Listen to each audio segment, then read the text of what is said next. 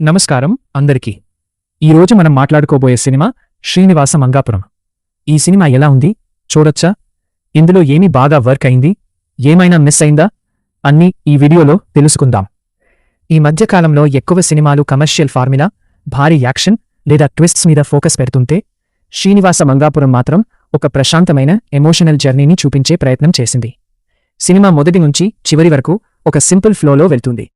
అనవసరమైన హంగులు లేకుండా కథను చెప్పడం ఈ సినిమాకి పెద్ద ప్లస్. కథ గురించి ఎక్కువగా చెప్పకుండా, సినిమాలో వచ్చే పాత్రలు, వాళ్ల ఎమోషన్స్, వాళ్ల ప్రయాణం ప్రేక్షకుడికి బాగా కనెక్ట్ అవుతాయి. ముఖ్యంగా సినిమా తీసిన విధానం చాలా నేచురల్గా అనిపిస్తుంది.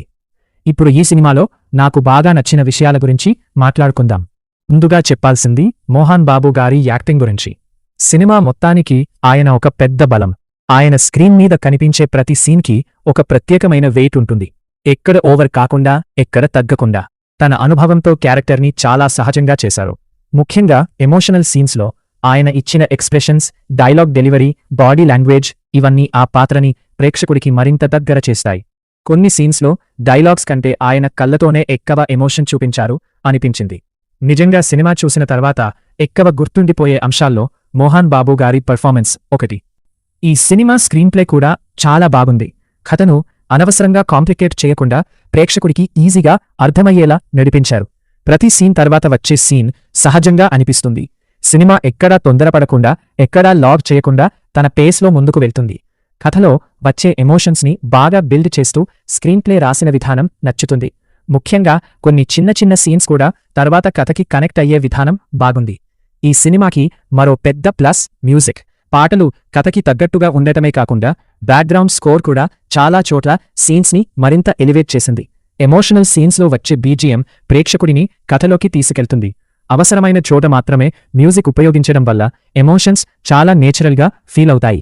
మంచి మ్యూజిక్ లేకపోతే ఈ సినిమా ఇంత ప్రభావం చూపేదేమో అనిపించింది. డైరెక్టర్ కథని చెప్పిన విధానం కూడా చాలా మెచ్యూర్గా అనిపించింది. అనవసరమైన కమర్షియల్ ఎలిమెంట్స్ జోడించకుండా కథ ఏం డిమాండ్ చేస్తుందో అదే చూపించారనిపించింది.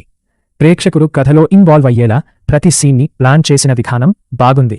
ఎక్కడా బలవంతంగా అనిపించే సీన్స్ లేవు. ఈ సినిమా అసలు బలం ఎమోషన్స్. చాలా సీన్స్ మనకు రియల్ లైఫ్లో జరిగే సంఘటనల్లా అనిపిస్తాయి. అందుకే సినిమా చూసేటప్పుడు పాత్రలతో కనెక్ట్ అవ్వడం చాలా ఈజీ అవుతుంది. పెద్ద ట్విస్ట్స్ లేకపోయినా కథ ఎలా ముగుస్తుందో తెలుసుకోవాలనే ఆసక్తిని సినిమా చివరి వరకు మెయింటైన్ చేస్తుంది. నిజం చెప్పాలంటే ఈ సినిమాలో పెద్దగా చెప్పుకునే నెగటివ్స్ ఏమీ లేవు. కానీ ఒక చిన్న విషయం మాత్రం అనిపించింది. హీరో యాక్టింగ్ ఇంకొంచెం బెటర్గా చేసి ఉంటే కొన్ని ఎమోషనల్ సీన్స్ ఇంకా ఎక్కువగా కనెక్ట్ అయ్యేవి. అతని పర్ఫార్మెన్స్ బాగానే ఉన్నా కొన్ని కీలకమైన సీన్స్లో ఎక్స్ప్రెషన్స్ ఇంకా స్ట్రాంగ్గా ఉంటే ఆ సీన్స్ ఇంపాక్ట్ మరింత పెరిగేది. ఇది పెద్ద మైనస్ కాదు, కానీ కొంచెం ఇంప్రూవ్ అయ్యే అవకాశమాత్రం ఉంది.